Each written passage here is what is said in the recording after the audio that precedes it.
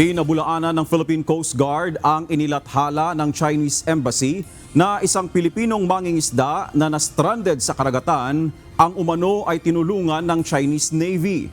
Ayon sa China, 3 araw na umanong stranded ang mangingisda dahil nasira ang makina ng bangka nito.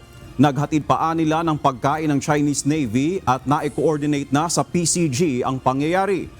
Ngunit ayon kay Commodore J. Tariela ng PCG, wala silang natatanggap na anumang impormasyon mula sa Chinese Navy kaugnay sa Pinoy na mangingisda.